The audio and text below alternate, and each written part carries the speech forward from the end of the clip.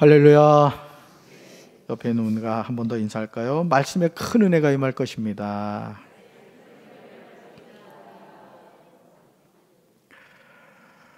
오늘 요한복음 20장 19절부터 23절까지 말씀으로 성령을 받고 증인되자, 성령을 받고 증인되자, 이런 제목으로 말씀의 은혜를 나누고자 합니다. 죽은 사람이 다시 살아났다. 여러분, 이 말에 대해서 어떻게 생각하십니까? 우리가 지난 주일이 부활절이었잖아요. 죽은 사람이 다시 살아났다. 태초에 하나님이 천지를 창조하셨다. 여러분은 이 말에 대해서 어떻게 받아들이십니까? 하나님이 우리에게 선물로 주신 성경 66권 곳곳에는 정말 놀라운 말씀들이 가득합니다. 제가 늘 말씀드리죠. 자, 이 성경은 오늘 나에게 주신 하나님의 말씀인 줄로 믿습니다. 성경은 기록되어져 있지만 문자로 끝나는 것이 아니라 하나님의 말씀은 살았고 운동력이 있어 좌우의 날선 어떤 검보다도 예리하여 홍과 및 관절과 골수를 찔러 쪼개기까지 하는 줄로 믿습니다. 하나님의 말씀은 살아있는 줄로 믿습니다. 그런데 우리는 이런 말씀들에 대해서 고민하지 않습니다. 그렇다고 그 말씀을 완전히 믿는 것도 아닙니다. 그냥 어물쩍 넘어가려고 합니다.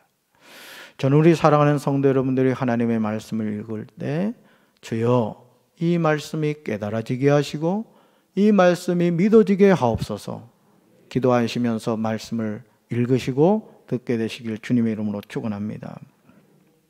여러분, 누군가 나에게 네가 믿는 그 하나님을 너는 믿느냐, 또는 예수님이라는 사람이 부활했다고 하는데 너 그 부활 믿어? 물었을 때 여러분 뭐라고 대답하시겠습니까? 글쎄, 강단에서 우리 목사님이 예수님이 부활하셨다고 소리는 치긴 하는데 믿어지질 않아. 혹여나 그런 분 계시지 않습니까? 그런 분이 계시다면 예수님의 부활이 나의 부활이고 예수님의 그 부활이 여러분의 입술을 통해 고백되어지고 믿어지게 되시기를 주님의 이름으로 축원합니다. 우리는 자신에게 있는 이 불신앙을 깨트려야 됩니다. 우리가 평소 사용하는 기독교 용어 가운데 그 의미를 정확하게 알지 못하고 사용하는 낱말들이 너무 많습니다. 그래서 제가 여러분들에게 커피 한 잔 덜 먹더라도 다양한 한글 성경 번역을 사서 읽으시라고 했어요. 또 한 가지, 기독교 서점에 가면 성경 낱말 사전이라는 게 있어요. 성경 낱말 사전. 그 책에 보면 성경에 나오는 다양한 낱말들이 무슨 의미인가에 대해서 설명을 해주는 거예요. 여러분 사야 되겠죠? 전화번호 알려드릴까요? 네, 제가 알려드릴게요. 꼭 사셔야 돼요. 그래서 예를 들어서 내가 믿는 이 신앙이 뭔지, 또 뭐 중생이라고 하는데, 또 은혜라고 하는데, 또 하나님이 말하는 사랑이라고 하는데 이게 뭐냐, 이런 것을 잘 설명해 놓은 거예요. 그러니까 여러분들의 신앙생활을 바로 하려면 그런 기독교 용어 낱말 사전, 그것이 늘 여러분 성경 옆에 있으셔야 됩니다.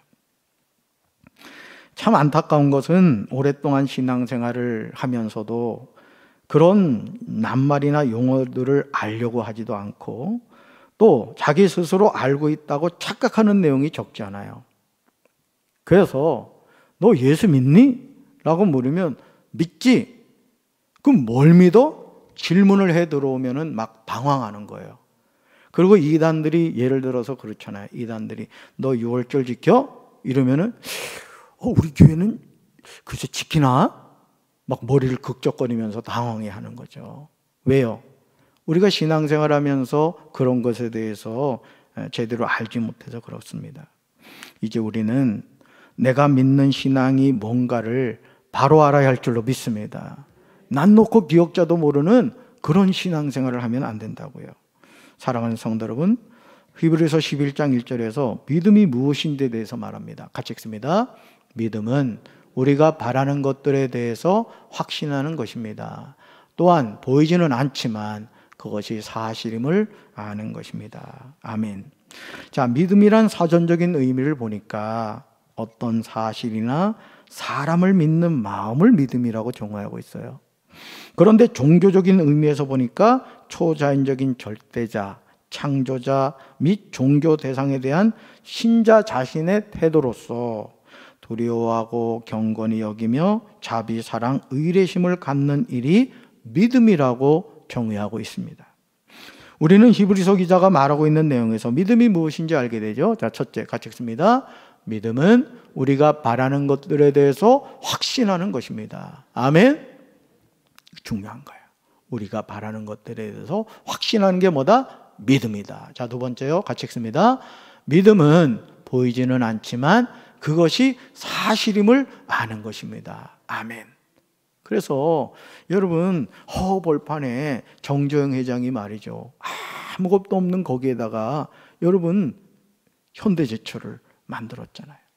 그러니까 오늘 우리가 이 믿음이라는 건 뭐냐? 내 육신의 눈에는 보이지 않지만 하나님이 약속하신 말씀을 가지고 우리가 그 사실을 선포하는 거예요. 하나님 말씀대로 이루어진 줄로 믿습니다. 하나님이 말씀대로 역사하신 줄로 믿습니다. 그 믿음을 통해서 어떻게 해요? 보이지는 않지만 그것이 사실임을 아는 거라는 거예요. 그러므로 우리는 하나님께 이 믿음을 달라고 기도해야 될 줄로 믿습니다. 믿음은 사람들이 만들어낼 수 있는 게 아니에요. 이걸 여러분이 놓치면 안 돼요. 내가 믿음을 막 만들어갈 수 있다고 생각하면 안 돼요. 따라합니다. 믿음은 하나님이 주시는 선물입니다. 이 양 선물 받는 거 큰 믿음 받으시길 바라요. 그래서 예수 믿는 사람들은요, 간이 배 밖으로 나와야 돼요. 세상 사람들은 막 걱정하고 염려하지만은 예수 믿는 사람은 그냥 간이 배 밖으로 나와가지고 막 배포도 커야 되고요. 뭘 하더라도 말이요, 아주 크게 해야 돼요. 할렐루야. 여러분, 내가 믿고 싶다고 해서 믿어지는 게 아니에요. 하나님이 은혜로 믿어지게 해 주셔야 우리는 하나님의 말씀이 진림을 깨닫게 돼요. 오늘 아침에 예배 드리러 나오기 전에 성경 말씀을 이렇게 읽는데, 제가 늘 말씀드리죠. 성경 읽기 전에 어떻게 하라고요? 두 손을 가지런히 모으고 따라합시다. 내 눈을 열어 주의 말씀에서 기이한 것을 보게 하시고 깨닫게 하옵소서. 아멘. 우리가 운동을 할 때도요, 몸을 풀고 하라 그러잖아요.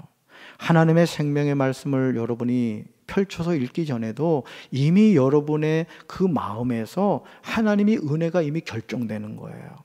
저는 우리 사랑하는 성도들이 항상 하나님의 말씀을 펼치기 전에 꼭 기도하시고 하나님이 그 말씀 가운데 큰 은혜를 깨닫게 해주시기를 주님의 이름으로 축원합니다.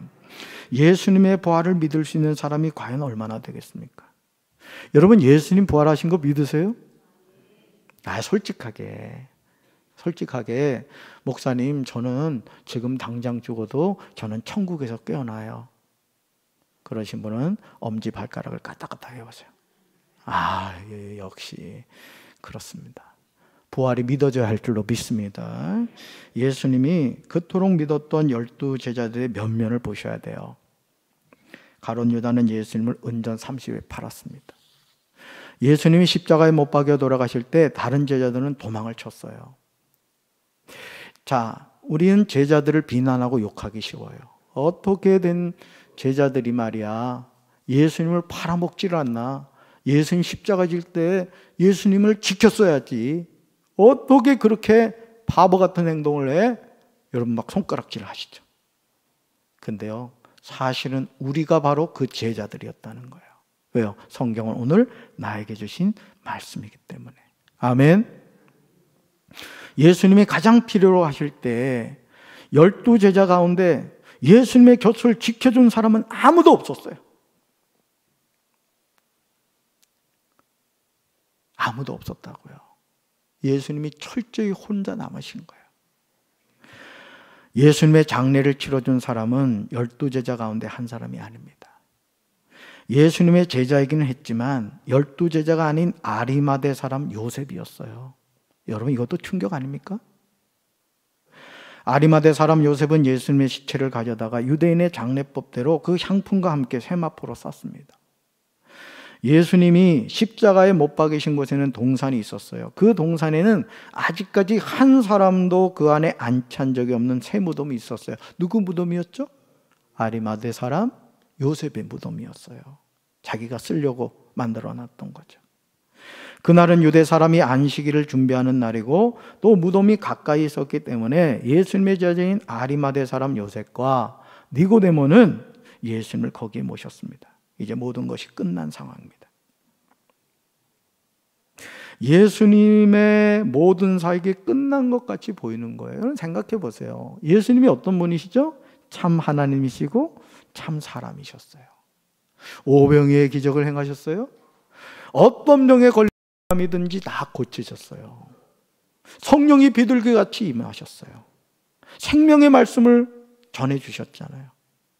구약의 39권의 말씀을 우리 예수님이 다 풀어서 설명해 주셨어요. 왜요? 그분이 말씀이시기 때문에. 말씀이 육신되어 이 세상에 오셨기 때문에 예수님보다 이 성경을 잘 아시는 분이 없어요. 그래서 저도 설교 준비할 때 주석을 참고하고 합니다만은 주석도 한계가 있는 거예요. 예수님이 하신 말씀이 진리인 줄로 믿습니다. 그래서 여러분 특별히 성경 말씀을 읽으실 때 이 복음서를 집중해서 잘 읽으셔야 되고, 사도 바울이 수없이 많은 서신을 썼습니다. 13권의 서신서를 썼는데 사도 바울도 결국은 그 서신서에서 누구 얘기를 하냐면 예수님 얘기를 하는 거예요. 따라서 성경은 예수님 이야기다. 아멘. 어디를 펼치든지 성경은 주인공이 예수님이에요. 예수님 이야기를 하고 있는 거예요. 자, 그런 예수님이 십자가에 못 박혀 죽으신 거예요. 이제 다 끝났다고 생각한 거예요. 그러나 요한복음 20장 1절에 놀라운 말씀이 나오죠. 안식일 다음날 이른 아침에 막달라 마리아가 무덤으로 갔습니다. 왜 갔죠? 부활하신 예수님 만나러 간 게 아니에요. 죽어있는 예수님의 시신에 향품을 발라드리려고. 그 마음도 귀하죠. 그렇죠? 그러나 부활을 믿어서 간 건 아니에요. 날은 아직 어두웠습니다. 마리아는 무덤 입구를 막았던 커다란 돌이 무덤에서 옮겨진 것을 보았습니다. 얼마나 놀랬겠어요. 그냥 뭐 조그만 돌이 아니에요. 보통 사람은 옮길 수가 없는 엄청나게 큰 돌이라고요. 7 귀신 들렸던 막달라 마리아가 부활하신 예수님을 만났습니다. 한 귀신이 아닌 무려 7 귀신이 들렸습니다. 그러니 막달라 마리아의 삶이 얼마나 황폐하였겠어요. 인생의 그 어떤 소망도 없던 그녀가 예수님을 만남으로 인생이 변화되었습니다. 저는 우리 사랑하는 강경제교회 성도 여러분들이 부활하신 예수님을 만나 인생이 변화되시길 주님의 이름으로 축원합니다. 요한복음 20장 17절에서 사망 권세를 깨뜨리고 부활하신 예수님은 막달라 마리아에게 이렇게 말씀하세요. 너는 내 형제들에게 가서 이르되 내가 내 아버지 곧 너의 아버지, 내 하나님 곧 너희 하나님께로 올라간다 하라고 말씀하시면서 그녀를 부활의 증인으로 세우십니다. 여러분 누가 은혜 받는지 아십니까? 은혜 받기를 사모하는 분이 은혜 받아요. 누가 복 받는지 아세요? 복 받기를 사모하는 사람이 복을 받습니다. 우리는 야곱이라는 이름 자체가 수치스러운 이름이에요. 발 뒤꿈치를 잡았다는 그런 뜻이거든요. 도둑놈이란 뜻이에요. 그렇죠. 보세요. 사모하니까, 복 받기를 원하니까 팥죽 한 그릇 가지고 형 에서에게서 장자권 사잖아요. 저는 우리 사랑하는 성도 여러분들이 영적인 욕심을 갖게 되길 주님의 이름으로 축원합니다. 구하는 자에게 주시는 분이 하나님이세요.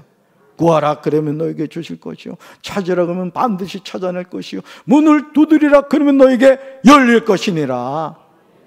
여러분 이 은혜 사모하시기를 주님의 이름으로 축원합니다. 사랑하는 성도 여러분, 과거 여러분이 어떤 삶을 살았느냐는 중요하지 않아요. 과거는 과거일 뿐이에요. 어떤 분들은 우리 증조부 때 이 마을에서 우리 증조부 땅을 밟지 않고는 지나갈 수가 없었다는 얘기를 노래하는 분들이 있어요. 내가 과거엔 말이야 한 자락 두 자락 했어. 내가 이래봬도 말이지 과거에 붙잡혀 살아가는 분들이 있어요. 여러분 그래서 어떡하겠다는 거예요? 증조부는 벌써 돌아가셨고 밭은 다 없어졌는데. 여러분, 우리 사랑하는 강경제교회 성도 여러분들은 과거에 붙잡혀 살아가는 인생이 아니라 오늘 지금 하나님의 은혜 받고 능력 받아 주님의 자녀로서 힘차게 살아가게 되길 주님의 이름으로 축원합니다. 과거에 붙잡힌 인생이 아니라 오늘 나에게 주어진 삶을 어떻게 살아가느냐가 중요한 거예요. 막달라 마리아는 자신의 과거에서 벗어났습니다. 혹시 여러분 가운데 과거의 어떤 아픔과 상처, 그거에 매여 있는 분 있으세요? 목사님, 저는 이거 생각하면요, 밥이 넘어가질 않아요. 너무 괴롭고 고통스러운 일들이 있으세요? 그렇다면 이 시간 주님의 십자가 앞에 다 던져놓으시길 바라요. 자, 오른손을 가슴에 대세요. 숨겨놓은 거 빠르 끄집어 빼세요. 빼세요. 빼시라고요. 빼요. 자, 들어서 오른손 드세요. 아유, 뭐 이렇게 많아요? 자, 이 십자가 보이죠? 남겨놓지 마세요. 자, 던집니다. 하나, 둘, 셋. 아유, 예. 아유, 이제 날씬해지셨어요. 됐어요. 찾아가려는 분 3분 계셔요. 찾아가려고 하는 분. 찾아가지 마세요. 어떤 아픔과 고통이 있다 하더라도 너희 염려를 다 주께 맡겨버리라. 이는 그가 너희를 돌보시기 때문이라 했잖아요. 여러분, 다 맡겨버리시고 이제 예수 안에서 참된 기쁨과 행복 누리시기를 주님의 이름으로 축원합니다. 부활하신 예수님은 지금도 부활의 증인을 찾고 계세요. 예수님의 부활은 2000년 전에 있었던 일이 아닙니다. 오늘도 예수님의 부활은 여전히 현재 진행형인 줄로 믿습니다. 지금도 예수님의 부활에 동참하는 사람들이 생기고 있어요. 이것이 참된 부활 신앙입니다.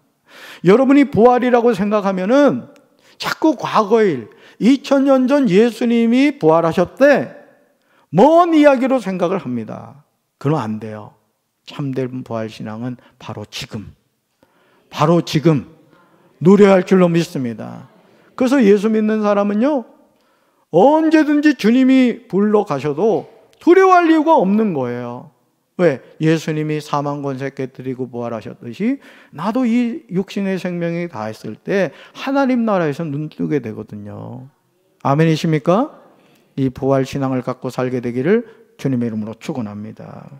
요한복음 20장 19절에서 이날 곧 안식 후 첫날 저녁 때에 제자들이 유대인들을 두려워하여 모인 곳에 문을 닫았는데 예수님이 오셔서 가운데 서서 제자들에게 평강이 있으라고 말씀하셨습니다. 제자들은 예수님의 부활을 전혀 믿지 않았던 거예요. 요한복음 20장 1절에서 안식 후 첫날 일찍이 아직 어두울 때라고 나오고 있고요. 또 19절 보시면 이날 곧 안식 후 첫날 저녁이라고 나옵니다. 그렇다면 성경에서 말하는 안식일은 어떻게 되는 것일까? 출애굽기 20장 8절에서 하나님은 이스라엘 백성에게 이렇게 말씀하시죠. 같이 읽습니다. 안식일을 기억하여 거룩하게 지키라. 아멘. 자, 안식일을 뭐하라? 기억하라. 자, 10계명의 제4계명이기도 하죠. 네이버 국어사전에는 안식일을 다음과 같이 정리하고 있음을 보게 됩니다. 자, 기독교 유대교에서 일주일의 제7일인 성일, 금요일 일몰에서 토요일 일몰까지를 이르는데 이날은 모든 일을 하지 않고 휴식을 취한다. 기독교인들은 안식일의 의미는 기억하되, 여도 나오죠? 기억하되 따로 지키지 않고 주로 예수가 부활했다는 일요일을 주일로 지킨다. 여러분, 예수님이 언제 못 박히셨죠? 금요일 날 오전 9시에. 언제 운명하셨어요? 금요일 날 오후 3시에 운명하셨어요. 아리마대 요셉이 6시에 이제 장례를 치른 겁니다. 자, 그러니까 금요일에 하나님의 부름을 받으셔서, 그죠? 토요일 날 무덤에 계셨고, 언제 부활하셨죠? 주일 이른 새벽, 먼동 트기 전에 부활하신 거예요. 그러니까 실제로 예수님이 십자가에, 무덤에 계신 시간은 37시간에서 38시간밖에 안 돼요. 이틀이 되지를 않습니다. 자, 중요한 사실은 뭐예요? 예수님이 다시 살아나셨다. 그럼 안식일은 뭐예요? 금요일 해가 떨어질 때부터 토요일 해가 떨어질 때까지. 이때를 안식일이다. 이렇게 말합니다. 요한복음 20장 19절에서 이날은 오늘날 우리가 지키는 주일을 가리켜요. 그러니까 성경에다 이런 거 써놔야 돼요. 20장 19절 이날 동그라미 치고 옆에다가 오늘날 주일을 가리킨다. 이게 써놔야지. 모르면서 괜히 아는 척 하려고 그래요. 자, 그러므로 주일은 안식 후 첫날인 거예요. 안식 후 첫날.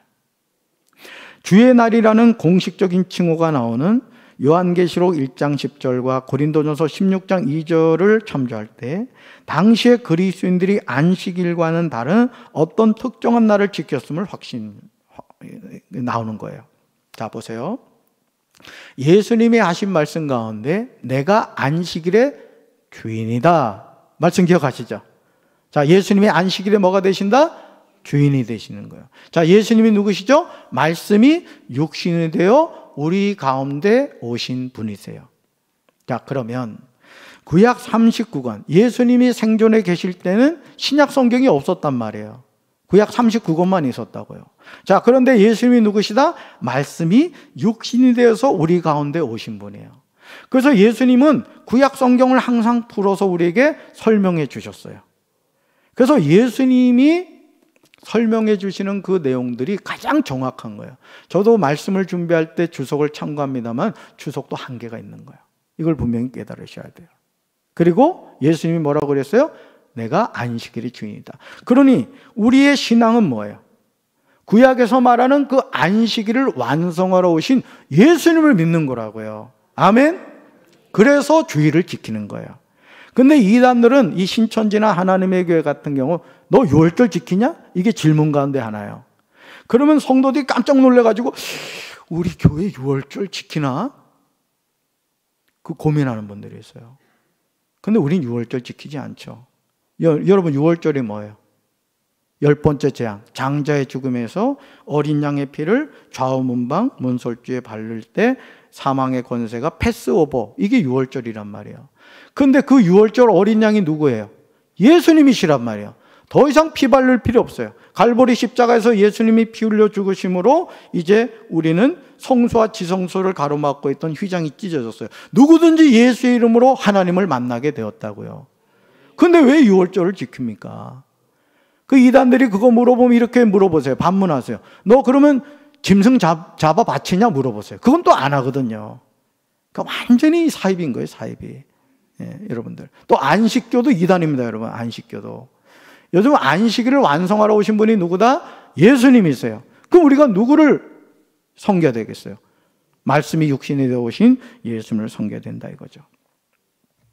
골로새서 2장 16절에서 절기나 초하루나 안식일을 이유로 누구든지 너희를 비판하지 못하게 하라는 바울의 말을 통해 초대교회 성도들에게는 더 이상 안식일이 시간적 구속력을 강요하는 율법적 멍해가 아니라는 사상이 보편화되어 있었음을 알 수 있어요. 그러니까 주일 성수는 이미 오순절 마가의 다락방에 성령이 임하신 이후에 공식화됐다는 거예요. 물론 콘스탄틴 황제를 통해서 이것이 기독교가 국교화되면서 태양절이라는 그 날이 썬데이잖아요. 썬데이. 주일을 우리가 일요일을 썬데이라고 하죠. 그런 부분이 있긴 합니다만 어쨌든 주일은 예수님이 부활하신 날인 줄로 믿습니다. 그래서 우리가 주일 예배를 드리는 거예요. 여러분, 막달라 마리아가 안식 후 첫날 일찍이 아직 어두울 때 부활하신 예수님을 만난 후에 제자들에게 가서 자기가 주님을 보았다는 것과 주님이 자기에게 이런 말씀을 하셨다는 것을 전했어요. 그러나 안식 후 첫날 저녁까지 제자들은 요지부동이었어요. 전혀 움직이지는 않았던 거예요. 얼마나 안타까운 모습입니까? 안식 후 첫날 저녁까지 제자들은 유대인들을 두려워하여 모인 곳의 문들을 닫았습니다. 막달라 마리아가 와서 예수님이 부활하셨다는 말을 전혀 믿질 못한 거예요. 저는 우리 사랑하는 강경제교회 성도 여러분들이 예수님의 부활을 믿게 되길 주님의 이름으로 축원합니다. 우리 신앙에 이 부활 신앙 없으면 껍데기입니다. 죽음 앞두고 막 두려워하는 분들이 있어요. 두려우면 안 돼요, 여러분. 왜? 하나님의 자녀는 이미 예수의 피로 죄사함 받고 구원받은 천국 백성인 줄로 믿습니다. 천국 가는 걸 두려워하면 어떡해요, 여러분? 하나님이 놀라실 거야. 야, 너 천국 신일라? 이렇게 하실 거라고. 여러분 분명한 구원의 확신 가지고 부활신앙 갖게 되길 주님의 이름으로 축원합니다. 부활의 증인이 되어야 할 제자들이 이렇게 예수님의 부활을 믿지 못했던 거예요. 자기 한 목숨 살겠다고 예수님이 겟세마네 동산에서 체포당하실 때 뿔뿔이 흩어져 제각기 피신했습니다. 부활하셨다는 말을 분명히 듣고도 전혀 움직이지 않는 부끄러운 제자들에게 예수님이 찾아오신 거예요. 그것도 제자들이 모인 곳에 문들을 닫았음에도 어떤 장애에도 방해받지 않고 공간을 통과할 수 있는 영적인 몸을 입으신 거예요. 여러분, 예수님이 지금 우리 강경제일교회 예루살렘 성전에 함께 계신 줄로 믿습니다. 그럼요. 여러분 마음속에 예수님 계시다고요. 왜? 천국 백성이기 때문에. 고린도전서 15장 44절에서 바울이 말하고 있듯이 제자들에게 나타나신 예수님은 신령한 몸을 입으신 거예요. 예수는 유대인들을 두려워하여 숨어있는 제자들에게 오셔서 가운데 서서 이렇게 말씀하십니다. 따라합시다. 너희에게 평강이 있을지어다. 너희에게 평강이 있을지어다. 할렐루야. 여기서 평강에 해당하는 헬라어는 에이레네로 평화, 화평, 복지의 뜻으로 히브리어 샬롬과 같은 말이에요. 제가 성도들에게 카톡이나 문자 보내면 항상 샬롬, 사랑하는 아무에게 장로님, 권사님, 집사님, 성도님 이렇게 이제 보냅니다. 자, 이 샬롬은 유대인들의 전통적인 인사말이에요. 길에서 만났을 때, 헤어질 때, 이웃을 방문할 때 등 일상의 생활에서 서로 주고받는 인사죠. 우리나라는 인사가 뭐예요? 진지 드셨습니까? 얼마나 배가 고픈 민족이었으면 물어보는 게 진지 드셨습니까? 이제 우리 강경제일교회 성도 여러분들은 만나면 샬롬 하고 인사하시길 바라요. 옆에 있는 분하고 인사합시다. 샬롬. 이걸 발음을 잘못해서 살롬 이러면 안 돼요. 샬롬 하셔야 돼요. 샬롬. 자, 그런데요, 예수님이 제자들에게 평강이 있을지어다, 너에게 평강이 있으라고 말씀하시는 것은 일상적인 인사의 범주를 넘어 세상이 가져다주는 평안과는 다른 예수님이 주시는 평안이에요. 이 예수님이 주시는 평안 누리시길 주님의 이름으로 축원합니다. 저도 신학교 다닐 때요, 마음이 얼마나 막 불안한지 너무너무 힘든 거야, 그냥. 그래서 저는요, 수술을 받아볼까 했어요. 이 명치 밑에 이따만한 뭔가가 막, 왜 사람이 그렇잖아요, 상상하면 막 진짜 그렇게 느껴지는 거야. 뭔가가 만져지는 거 같고 막 그래요. 그래가지고는 도서관에서 책을 보려고 하면은 이 명치 끝을 책상에다가 이렇게 압력을 가하지 않으면 책을 읽을 수가 없는 거예요. 그래서 채플 그 반지하 기도실에 가가지고 찬양을 많이 불렀는데, 그게 뭐냐면 내 영혼의 극히 깊은 데서 맑은 가락이 울려나네, 하늘 곡조가 언제나 흘러나와 내 영혼이 편히 쉬네, 평화 평화로다, 하늘 위에서 내려오네, 그 사랑의 물결이 영원토록 내 영혼을 덮으소서. 이걸 부르면서 닭똥 같은 눈물을 똑똑똑똑 흘리는 거예요. 그러면서 주님께, 주님 평안 주세요, 평안 주세요. 그랬더니요, 어느 날 제 마음에 불안이 사라진 거예요. 할렐루야. 이 평안이 여러분에게 함께 하시기를 주님의 이름으로 축원합니다. 예수님이 주시는 평안을 누려야 돼요. 오늘 부활의 증인으로 사명을 감당해야 하는 우리에게 필요한 것은 주님이 주시는 평안인 줄로 믿습니다. 요한복음 14장 27절에서 예수는 두 종류의 평안에 대해서 말씀하세요. 같이 읽습니다. 평안을 너에게 끼치노니 곧 나의 평안을 너에게 주노라. 내가 너에게 주는 것은 세상이 주는 것과 같지 아니하니라. 너희는 마음에 근심하지도 말고 두려워하지도 말라. 아멘. 사도행전 13장 4절부터 12절에 나오듯이 이 평강은 사도들에게 성령이 임한 결과 환난과 핍박 가운데서도 두려워하지 않고 담대할 수 있었던 것과 관련이 있습니다. 하나님이 주신 사명은 주님이 주신 평안을 받아서 성령 충만으로 감당하게 되는 줄로 믿습니다. 사랑하는 성도 여러분, 예수님의 부활이 여전히 의심이 되십니까? 아직도 부활신앙이 없으십니까? 그렇다면 요한복음 20장 20절에서 부활을 믿지 않는 제자들에게 평강이 있으라고 말씀하시는 제자들에게 손과 옆구리를 보이셨음을 기억하시기 바라요. 여러분, 우리가 천국 가면은 여러분 들어서 알겠지만은 우리가 예를 들어 육신에 어떤 장애가 있다거나 또는 뭐 여러 가지 살다 보면은 원치 않게 몸이 이렇게 병이 들 때가 있잖아요. 근데 천국을 가면 다 온전해진다는 거예요. 다 온전해진다. 가장 아름다운 모습으로 우리가 다시 부활하게 된다는 거예요. 할렐루야. 왜요? 천국은 완전한 곳이기 때문에 그래요. 그런데 예수님이 부활하셨음에도 예수님은 그 골고다 십자가의 그 흉터, 손과 발의 흉터를 없애지 않으셨어요. 그래서 도마가 그러잖아요. 나 예수님 부활 못 믿겠다. 그때 예수님 뭐라 그랬어요?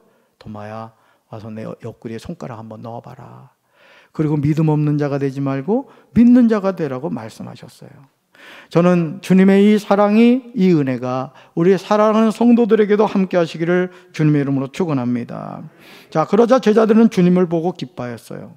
사랑하는 주님이 십자가에 못 박혀 죽으시고 목자 없는 양같이 되었을 때 제자들의 심정이 얼마나 곤혹스러웠겠습니까? 그런데 부활하신 주님을 다시 만나게 되었으니 제자들의 기쁨과 위안이 컸을 것입니다.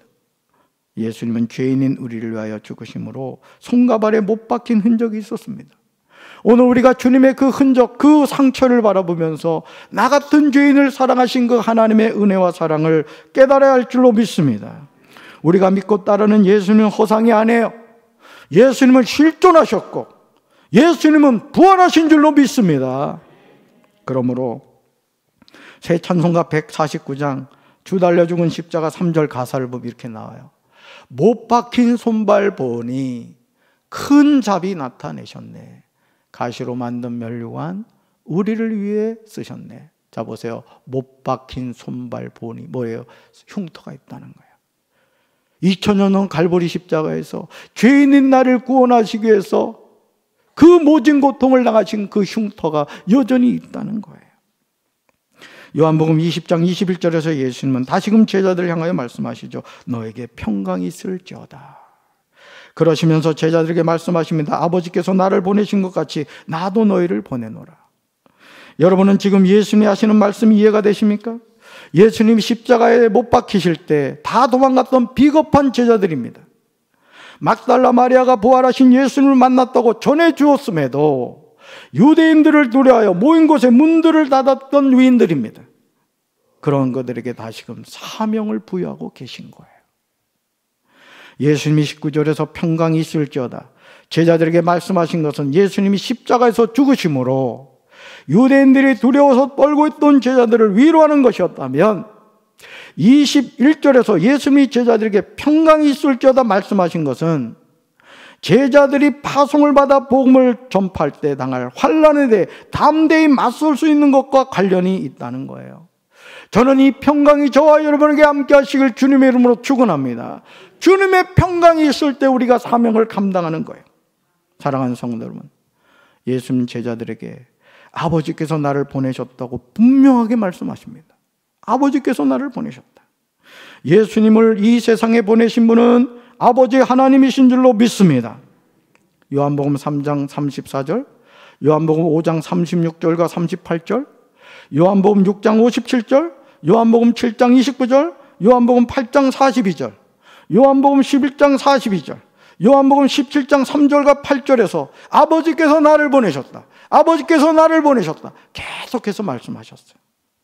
예수님은 자신이 아버지 하나님으로부터 사명을 받으셨음을 깊이 인식하셨고 십자가의 순환을 당하고 부활하심으로 그 사명을 완수하셨습니다. 그런데 그 사명이 이제는 나도 너희를 보내노라는 말씀으로 이어지는 거예요. 다시 말해서 제자들을 파송하셨습니다. 그렇다면 아버지께서 나를 보내신 것 같이 나도 너희를 보낸다고 말씀하실 때 예수님이 말씀하시는 너희는 누굴까요? 여러분, 이 성경이 누구에게 주신 말씀? 오늘 나에게 주신 말씀. 자, 그럼 묻습니다. 예수님께서 제자들에게 아버지께서 나를 보내신 것 같이 나도 너희를 보낸다고 하실 때 너희는 누굴까요? 나예요, 나. 아멘. 이게 깨달아지시길 주님의 이름으로 축원합니다. 아멘. 주님의 파송을 받은 사람은 모든 성도인 거예요. 예수님이 자신을 보내신 아버지 하나님을 온전히 의지하고 순종하셨고 온전히 성령의 능력으로 사역하셨던 것처럼 교회가 주님의 부르심에 순종하여 성령의 인도하심을 받을 때 아버지 하나님이 부여하신 거룩한 사명을 믿음으로 감당하게 될 줄로 믿습니다. 저는 우리 사랑하는 강경제일교회 성도 여러분들이 이 사명을 감당하실 주님의 이름으로 축원합니다. 요한복음 20장 22절에서 예수님 제자들을 파송하시면서 아주 중요한 말씀을 하세요. 사도 요한은 이 부분에 관하여 이 말씀을 하시고 그들을 향하사 숨을 내쉬며 이르시되 성령을 받으라고 하셨다고 기록하고 있어요. 얼마나 중요한 말씀이에요. 같이 읽습니다. 성령을 받으라. 성령을 받으라. 성령을 받으라. 할렐루야. 지금 예수님은 나도 너희를 보내노라고 하시면서 제자들 그냥 보내지 않으셨어요. 예수님은 제자들에게 성령을 주었습니다. 오늘 주님이 우리에게 성령 주신 줄로 믿습니다. 이것은 창세기 2장 7절에서 하나님이 사람을 흙으로 지으시고 생기를 그 코에 불어넣으셔서 창조하신 것과 같습니다. 다시 말해서 태초에 하나님이 하나님의 생기를 불어넣어 사람을 창조하셨듯이 예수님은 제자들에게 숨을 내쉬며 성령을 주신 줄로 믿습니다. 그 성령이 오늘 이 시간 우리에게도 임한 줄로 믿습니다. 창세기 1장 27절과 28절에서 하나님의 지으심을 받은 최초의 사람인 아담과 하와가 하나님이 만드신 만물에 대한 책임을 갖게 되었다면 마태복음 28장 16절부터 20절에 나오듯이 예수님이 주신 성령을 받아 새롭게 창조된 제자들은 영적 세계에 대한 책임을 갖게 되는 거예요. 오늘 우리 강령제일죄로 말미암아 이 강경이 복을 받고 논산이 복을 받고 이 근방에 있는 모든 사람들이 복받게 되길 주님의 이름으로 축원합니다. 영적 세계에 대한 책임을 가져야 돼요. 아멘이십니까? 예수님이 제자들에게 부여하신 이 사명이 뭐예요? 복음을 증거하는 일이었습니다. 고린도전서 2장 1절과 4절에서 바울이 고백하고 있듯이 주님이 맡기신 복음을 증거하는 사명은 세상의 지혜나 말의 능력이 아닌 오직 성령에 의해서, 성령의 능력에 의해서 감당하게 되는 줄로 믿습니다. 요한복음 20장 22절에서 성령을 받으라고 했을 때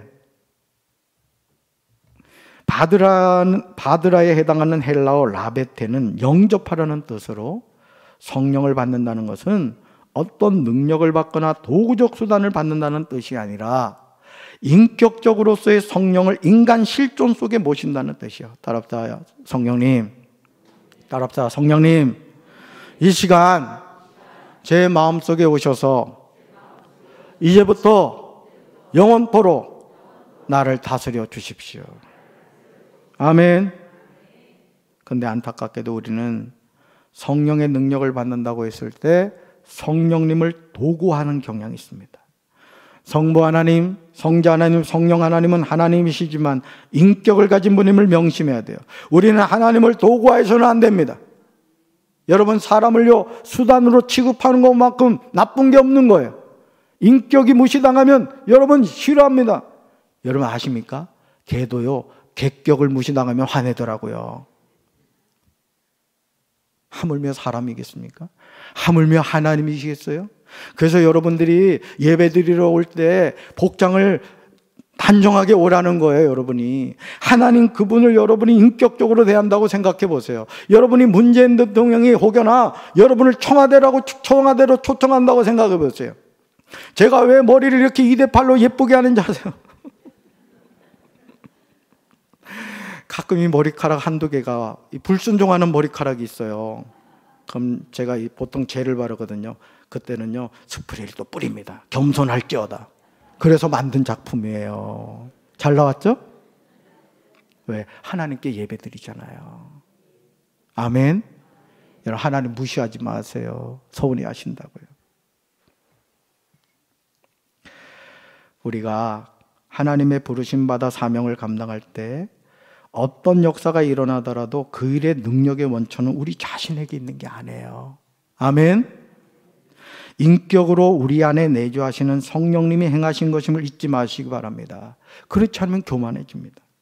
요한복음 20장 22절에서 예수님이 제자들 향하여 숨을 내쉬며 성령을 받으라고 말씀하신 성령은 사도행전 2장 1절부터 4절에서 오순절날 한 곳에 모여있는 제자들에게 폭발적인 능력을 나타내기 시작했습니다. 이 모든 것은 약속의 성취였어요. 잘 들으세요. 성령님을 도구화해서는 안 된다는 거예요. 그분을 인격적으로 맞이해야 된다는 거예요. 그런데 성령이 내 안에 함께 하실 때 능력이 나타나게 되는 거예요. 아멘이십니까? 성령을 도구하지 않고 그분을 내 마음에 모실 때 방언이 터지고 각종 은사가 임하고 육신의 병이 치료되고 모든 저주의 사슬이 끊어지게 될 줄로 믿습니다. 요한복음 20장 23절에서 예수님 제자들에게 놀라운 말씀을 하시죠. 같이 읽습니다. 너희가 누구의 죄든지 사하면 사여질 것이요 누구의 죄든지 그대로 두면 그대로 있으리라 하시니라. 아멘. 예수님의 제자들을 통하여 복음이 전파되었을 때 그것을 받아들이는 사람과 거부하는 사람에게 생기는 결과가 전혀 달라요. 그러니까 여러분이 말씀을 들을 때마다 마음 문을 확 여셔야 돼요. 주님 오늘을 은혜를 쏟아부어 주실 줄로 믿습니다. 사모하셔야 돼요. 사모하셔. 제자들이 복음을 증거할 때 그 복음을 받아들이고 회개 열매를 맺는 사람에게는 용서받는 결과가 생깁니다. 그러나 복음을 거부하는 사람에게는 죄가 그대로 남아있어서 끝내는 심판을 받게 되는 거예요. 여러분 죄를 숨기지 마시길 바랍니다. 여러분의 죄를 하나님께 다 맡겨버리셔야 돼요. 아멘. 그러므로 예수님의 부름을 받은 제자는 복음을 전해야 됩니다.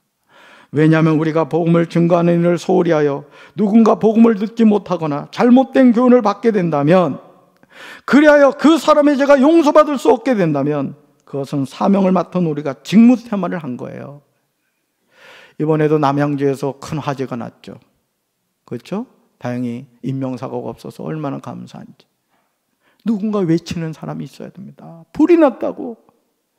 여러분 예수 믿어야 된다고. 예수 안 믿으면 지옥 간다고. 나팔수 역할을 하는 사람이 있어야 돼요. 저는 우리 강정제일교회 영적으로 잠자있는 교회가 아니라, 잠들어 있는 교회가 아니라, 잠들어 있는 성도들이 아니라, 여러분 예수 믿어야 됩니다. 예수 믿고 구원받아 천국 가야 됩니다. 여러분이 그 복음의 나팔이 되시길 주님의 이름으로 축원합니다. 그러므로 우리는 복음을 전하며 살아야 돼요. 그럴 때 주님이 우리를 통하여, 부족하지만 우리를 통하여 역사하실 줄로 믿습니다.